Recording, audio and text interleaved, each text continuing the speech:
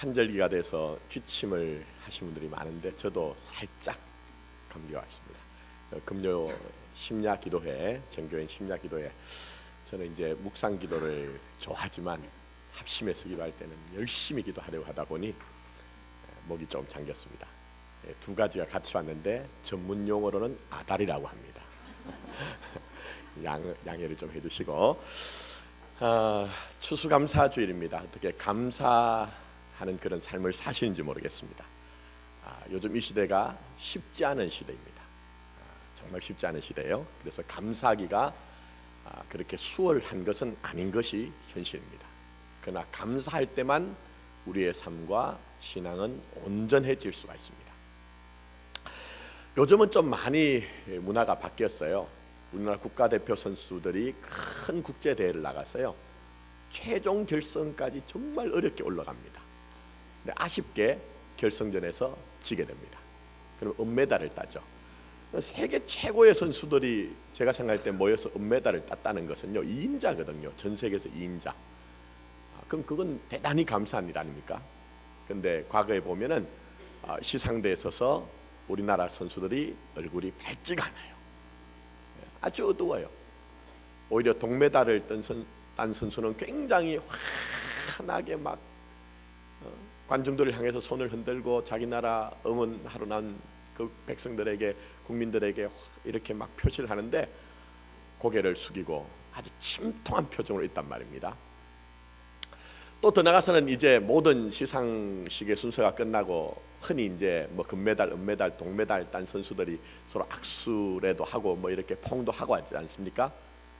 근데 굳이 또 그 포옹을 하고 악수를 할 때 하지 않는 선수가 있어요. 그게 모양이 얼마나 안 좋은지.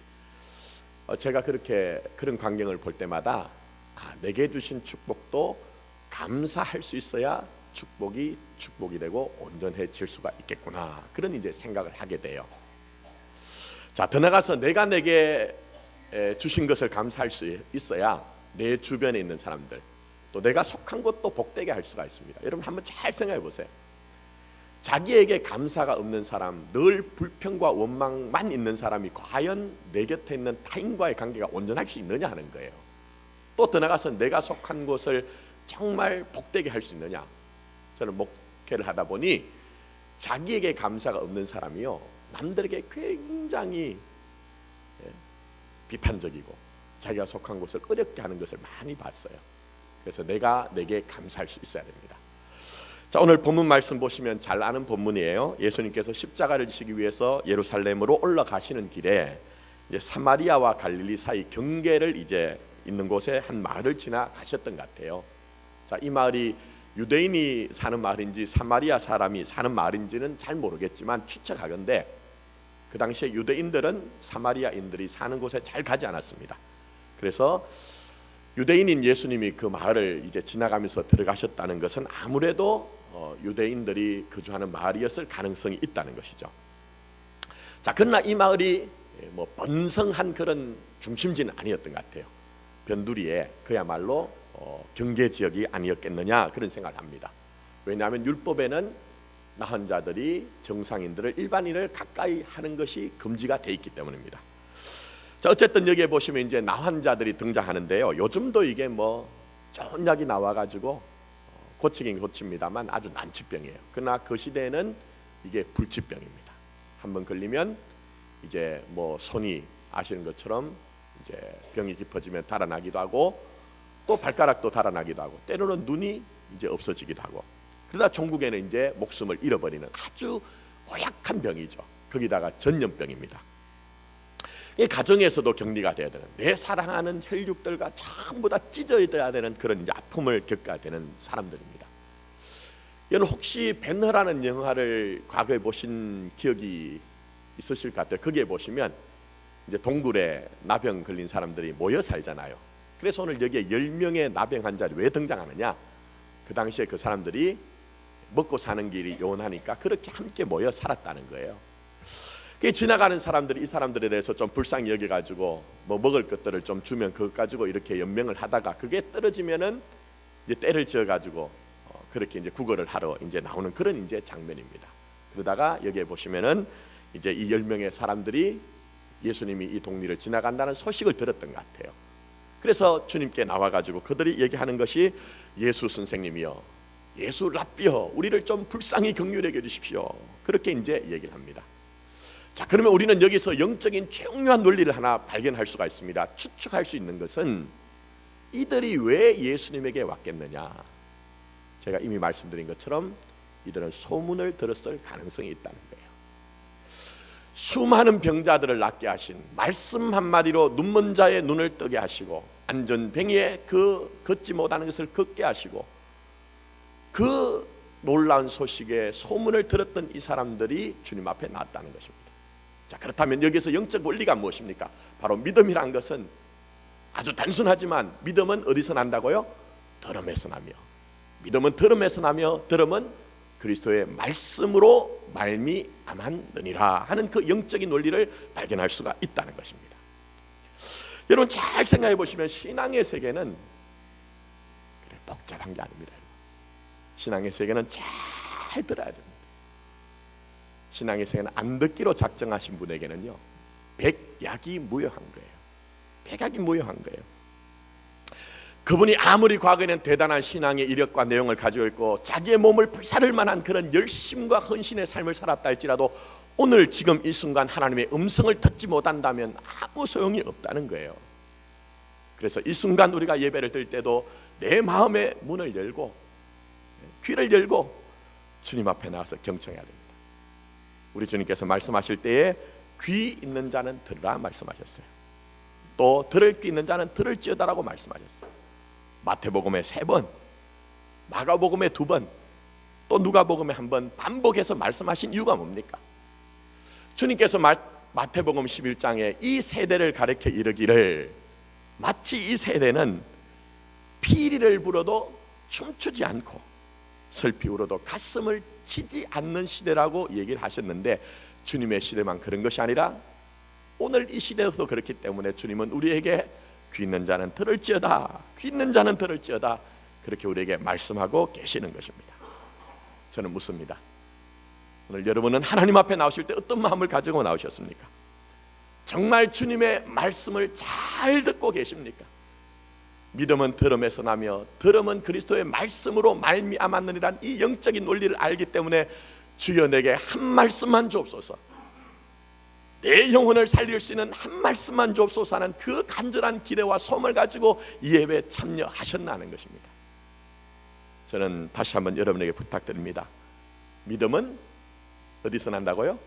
들음에서 나며 들음은 그리스도의 말씀으로 말미암았느니라. 이 소중한 영적인 원리를 기억하시고 여러분들이 주님 앞에 나와서 주의 말씀을 사모하시고 주님의 말씀을 잘 귀 기울여 들어서 우리의 생명이 꽃으로 피어나고 예수란 열매로 그렇게 열매 맺는 그런 삶이 되기를 원하는 것입니다. 자, 그래서 이 사람들이 이제 10명이 나와서 얼마나 간절했던지 주님 앞에 소리를 칩니다. 그러자 주님께서 그 사람들을 주목해 보십니다. 지금 이 순간에도 주님은 믿음을 가지고 주님 앞에 나와서 간절한 부르짖음을 가진 주의 백성들과 자녀들의 부르짖음을 외면하지 않습니다. 할렐루야. 그런 믿음을 가져야 돼요, 여러분. 그래서 오늘 보시면 우리 주님이 그들의 음성을 들으시고 말씀하십니다. 가서 제사장들에게 너희의 몸을 보이라, 그렇게 말씀하고 있습니다.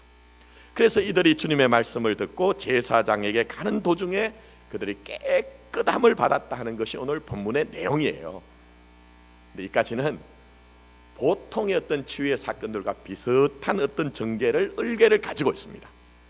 자, 그런데 여기에 보시면은 이 나병 환자들이 고침을 받았다는 것까지는 비슷하지만 그 다음에 또 다른 이야기가 전개가 되고 있습니다. 자, 어떤 얘기입니까?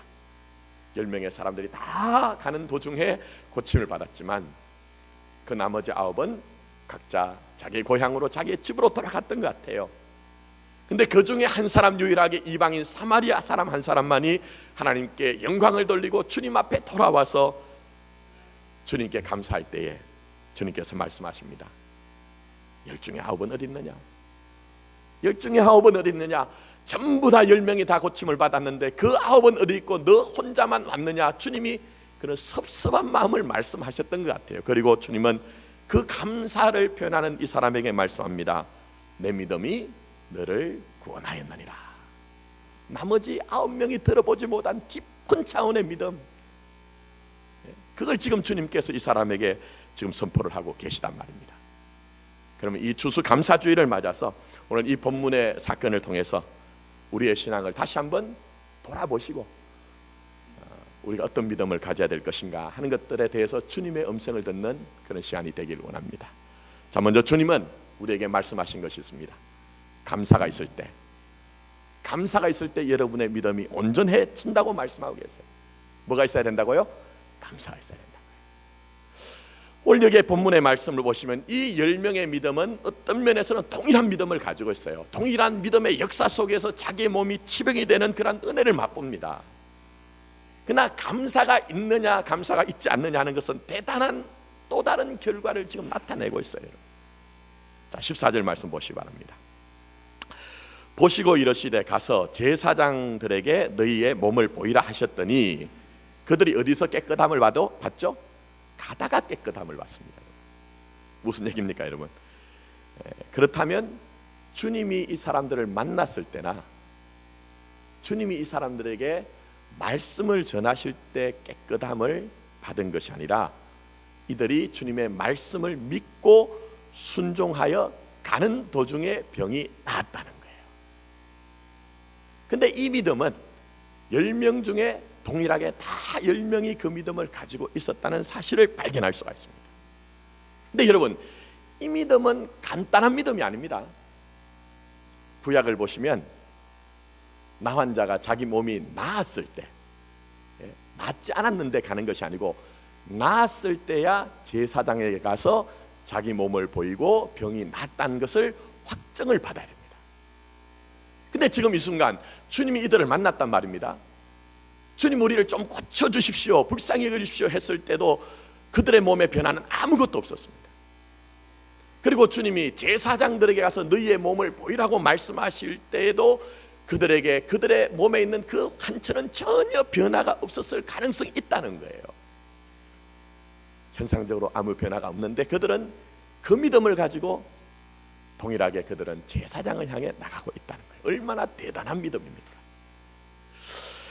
근데 오늘 어떻습니까? 이런 동일한 믿음을 가지고 믿음의 역사를 경험했지만 9명의 사람들은 감사하지 못했을 때 내 믿음이 너를 구원하였느니라는 깊은 차원의 영적인 믿음을 그들은 받을 수가 없었다는 거예요. 여러분, 진짜 우리에게 주신 축복이 뭡니까? 진짜 축복. 내가 때로는 주님 앞에 나서 간절하게 기도함으로 말미암아 위기와 곤란과 환난 가운데 하나님이 나를 건지시는 경우가 있어요.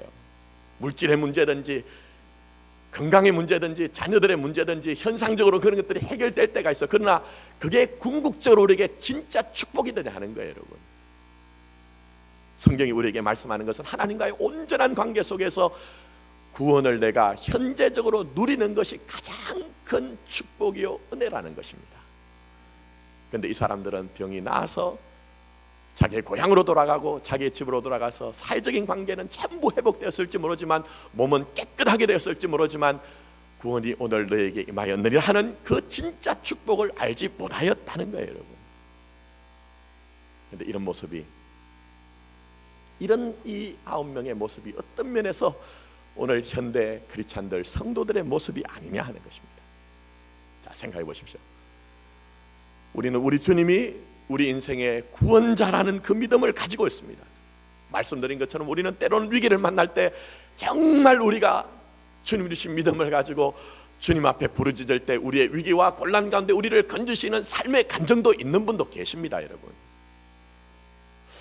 또 때로는 어떤 분들은 교회에서 신앙생활 하시면서 맡겨진 일에 대해서 경험을 가지고 전혀 실수하지 않고 충성스럽게 그 일을 완수해내시는 분들도 계세요.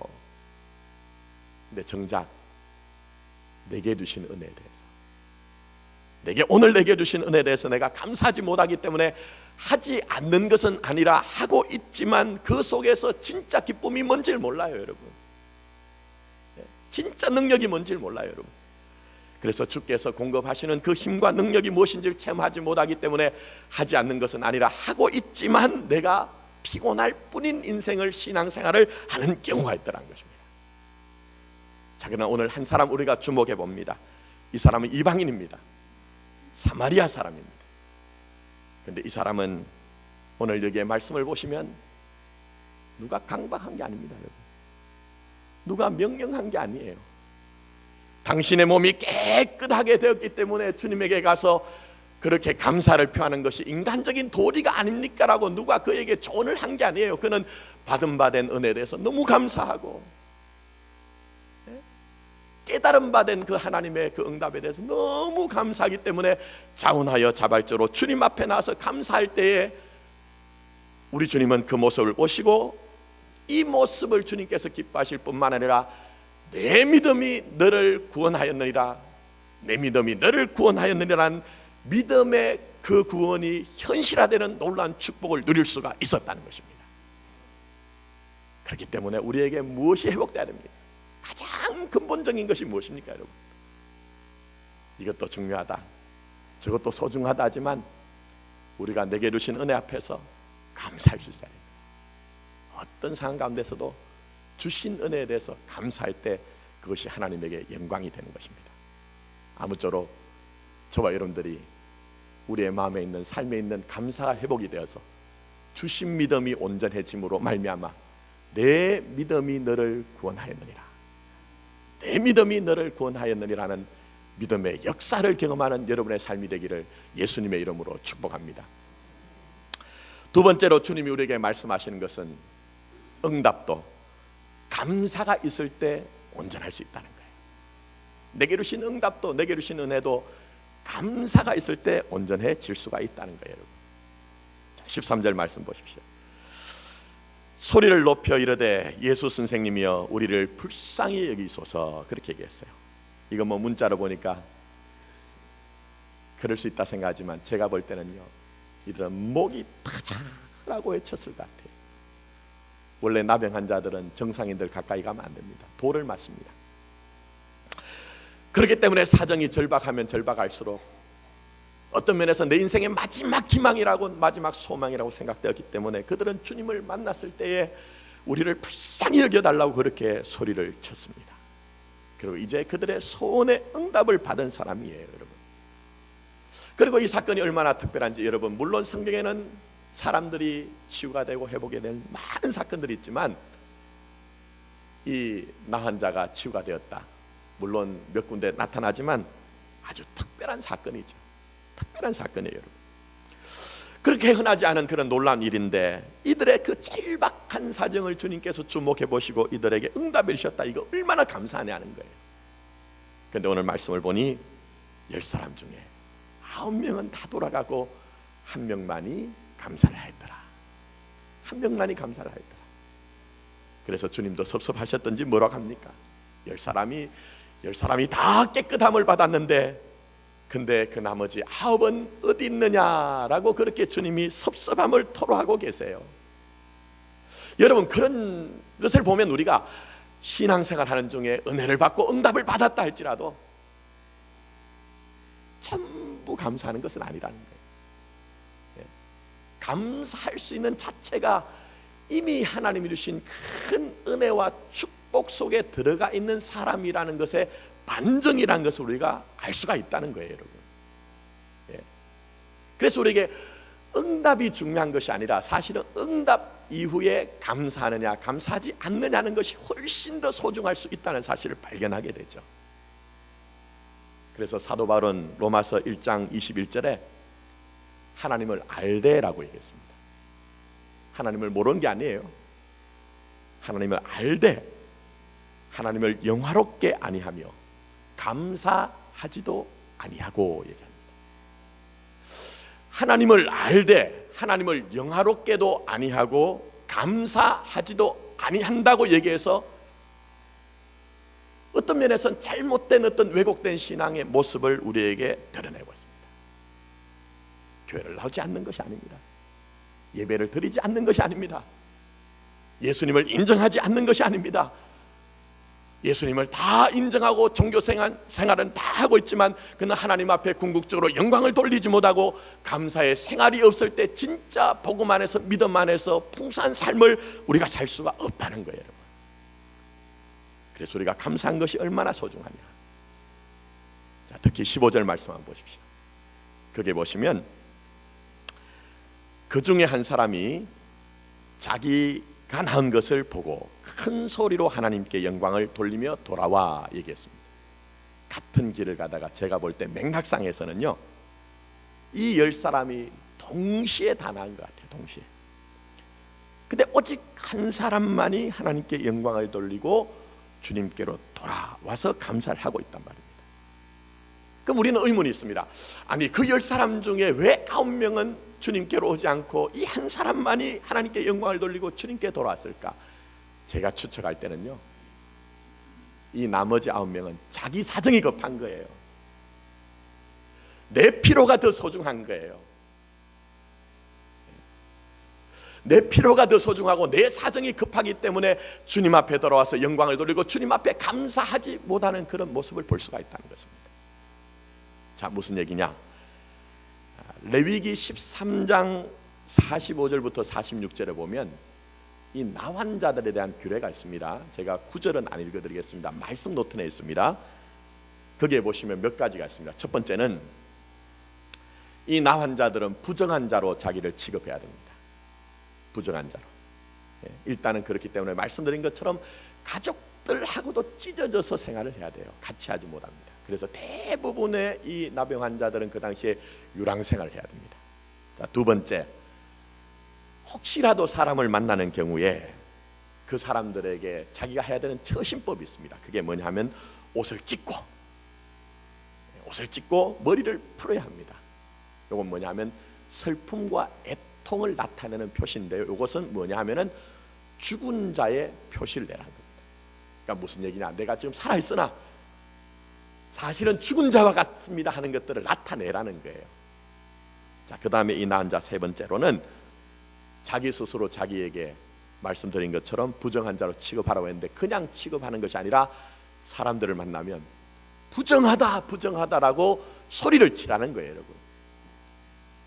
여러분, 내가 나 스스로 참 못난 인간이라고 생각하는데 내가 나 스스로 그것을 얘기해야 된다는 건, 낙인을 찍는다는 것이 얼마나 힘들겠습니까? 그런데 자기 스스로 이렇게 부정하다 소리를 외침으로 말미암아 그걸 표시를 하라는 거예요. 그래서 다른 사람들이 자기를 가까이 하지 못하도록, 혹시라도 다른 사람들이 가까이 해서 그 사람조차도 부정한 사람이 될 수 있기 때문에 가까이 하지 못하게 하라는 거예요.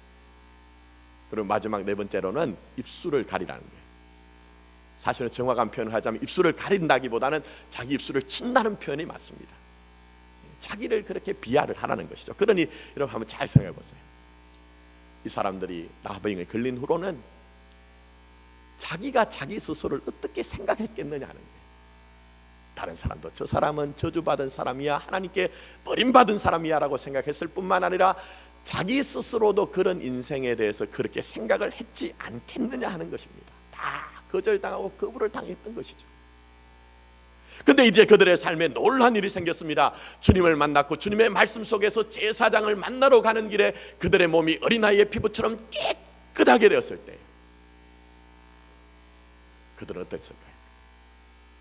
그날 감격 속에서 어떤 사람은 춤을 추기도 하고 어떤 사람은 팡팡 목 놓아 울기도 하고 그렇게 했을 것이라고 저는 생각을 해요. 그리고 지금까지 내가 그 소외된 삶을 살면서 억울했는데 이제야 내가 이제 가족에게 돌아가서 고향에서 돌아가서 집으로 돌아가서 이제 좀 번듯하게 내가 좀 나타날 수 있겠구나 하는 그런 마음이 들었지 않겠느냐 하는 것입니다. 그래서 나머지 9명은 빨리 집으로 고향으로 돌아가서 내 억울한 것들 이거를 전부 다 보상받아야 되겠다, 거기에 초점을 맞추지 않겠느냐 그런 생각을 하는 것입니다. 자, 그런 점에서 우리가 하나님 앞에 진짜 영광을 돌리고 감사를 하기 위해서는요, 내 필요와 내 사정이 먼저 앞서게 되면 하나님께 영광 돌리기 힘들고 진짜 감사하기가 쉽지 않다는 거예요. 자, 그러나 반면 주님께로 돌아온 이 한 사람을 생각해 보십시오. 이 사람도 동일하게 주님의 말씀을 듣고 주님의 말씀에 순종할 때 그 몸이 깨끗하게 되는 놀라운 은혜를 맛봤습니다. 함께 감격했을 것입니다. 목 놓아 울었을 것입니다. 그러나 이 사람은 그 순간에 생각하는 것이 있습니다. 그것이 무엇입니까? 나를 깨끗하게 하신 분이 누구신가? 나를 이 부자연스러움에서, 이 억울함에서 나를 자유케 하신 분이 누구신가 하는 그 근본을 생각한 거예요. 그렇기 때문에 이 사람은 주님께로 돌아와서 주님께 감사할 수가 있는 거예요. 여러분, 오늘도 누가 감사할 수 있을까요? 누가 정말 하나님 앞에 영광을 돌리며 누가 감사를 할 수 있을까요? 제가 생각할 때는요, 자기에게 되어진 일이 우연히 되어졌다고 생각하시는 분들은 절대로 하나님 앞에 감사할 수가 없습니다. 또 더 나아가서는 내가 내 경험과 능력으로 살 수 있다고 생각하시는 분들은요, 진짜 감사를 할 수 없을 것입니다. 아주 깊이 생각하면서 이 모든 된 일이 어떻게 내가 내 경험으로 능력으로 된 것이냐, 내 인생의 뒤안길을 돌아보니 하나님이 그의 손으로 나를 인도하셨구나, 근본적인 것이 전부 다 하나님의 은혜였구나 하는 것을 인정하는 사람은 어떤 삶의 자리에 있든지 하나님께 영광을 돌리고 하나님께 감사할 수밖에 없을 것이라는 것입니다. 저는 오늘 예배 가운데 있는 저와 여러분들이 그저 입술의 고백이 아니라, 종교적인 경고가 아니라, 나의 나된 것은 뭐라고요? 하나님의 은혜다. 나의 나된 것은 하나님의 은혜라는 근원의 고백을 가지고 주님께 감사가 회복이 됐으면 좋겠다는 것입니다. 특별히 오늘 본문 말씀 다시 한번 18절 말씀, 주님의 말씀을 주목해 보십시오. 이 이방인 외에는 하나님께 영광을 돌리러 온 자가 없느냐. 무슨 얘기입니까? 나머지 9명은 전부 다 어떤 사람이죠? 유대인이었다는 거예요. 여러분, 유대인이 누굽니까? 율법에 정통한 사람이에요. 종교적인 의무에, 율법적인 의무에 아주 정통한 사람이에요. 그래서 이 사람들은 제사장에게 가서 제사장에게 자기의 깨끗해진 몸을 보이고, 제사장이 그들에게 당신들의 몸은 깨끗하게 되었습니다, 정결하게 되었습니다 하는 그 선포를 듣고 어떤 면에서 우리의 의무를 다했다고 하고 집으로, 고향으로 돌아갔을지 모른다는 것입니다. 그렇다면 여기서 우리가 중요한 영적인 힌트를 하나 얻을 수가 있어요. 그것은 무엇입니까? 바로 우리가 교회를 오래 다녔다고 해서, 어떤 종교적인 의무를 다 규례를 지켰다고 해서, 우리가 종교적인 지식이 아주 많다고 해서 우리가 하나님께 영광을 돌리거나 진짜 우리가 하나님 앞에 감사할 수 있는 것이 아니라는 거예요, 여러분. 그 현실을, 우리에게 영적인 현실을 우리에게 보여주고 있는 것이냐, 아니냐 하는 것입니다. 제가 볼 때 오히려 자칫 잘못하면 교회를 오래 다니고 종교적인 지식이 많고 때로는 의무를 다 하신 분들 중에서 오히려 우리가 어떤 면에서는요, 마음이 굳어져서, 정말 마음이 굳어져서 하나님께 영광을 돌리지 못하고 주님께 감사하지 못하는 우리의 모습이 있을 수가 있다는 거예요. 왜 그렇습니까? 너무 익숙해져서 하나님이 우리에게 주신 것이 너무 익숙해져서, 완고해져서 우리가 주신 그 은혜를 알지 못하는 경우가 있다는 거예요. 저는 오늘 우리가 주님 앞에 회복해야 되는 마음이 무엇인가? 바로 주님 앞에 이 감사를 회복해야 진정한 응답과 은혜가 무엇인지를 알 수가 있다는 것입니다. 이제 말씀을 맺습니다. 일본 사람인데요, 2011년에 나온 책입니다. 전에도 제가 한번 말씀드렸는데, 오처 슈이치라는 분이, 이제 이분이 호스피스 전문 의사입니다. 이분이 한 1000여 명 되는 그런 분, 말기 암 환자들을 임종을 보신 분인데요, 그 마지막에 몸을 제대로 가누지 못하고요, 정말 신락 같은 그 한 줌의 그 숨이 남았을 때, 그때 그 임종하시는 분들에게 여쭤봤답니다. 그게 뭐냐면, 당신의 인생에서 당신이 가장 후회되는 것이 무엇입니까? 라고 그렇게 질문을 했답니다. 그랬더니 제일 1위가 뭔지 아십니까, 여러분? 1위가 다른 것이 아니라 감사합니다, 고맙습니다라고 얘기를 하지 못했다는 거예요. 감사합니다, 고맙습니다라고 얘기를 하지 못했다는 거예요.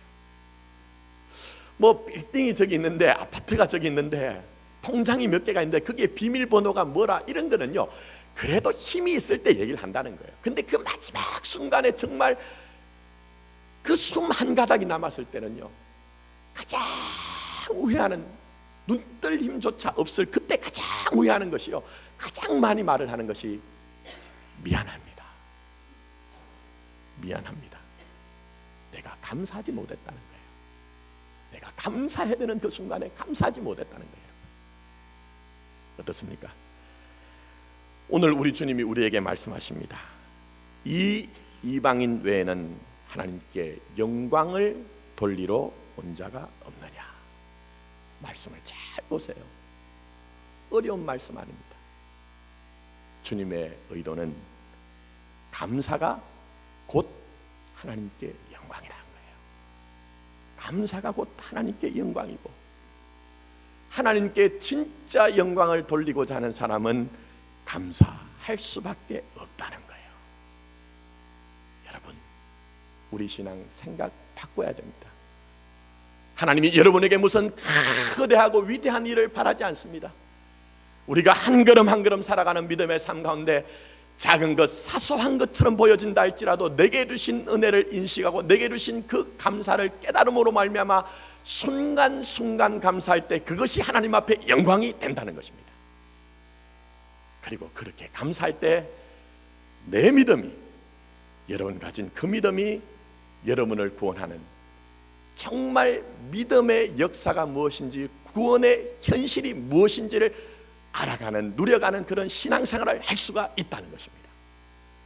오늘 이 추수감사주의를 맞아서 우리 공동체가, 또 오늘 예배를 드리는 저와 여러분들이 내게 주신 은혜에 대한 감사가 회복이 되어서 이것이 하나님께 영광이 되고, 더 나아가서 오늘 주님이 우리에게 말씀하신 것처럼 내 믿음이 너를 구원하였느니라 하는 믿음의 역사, 구원의 현실 속에 살아가는 저와 여러분 되기를 예수님의 이름으로 축복합니다. 아멘. 기도드리겠습니다. 추수감사주일입니다.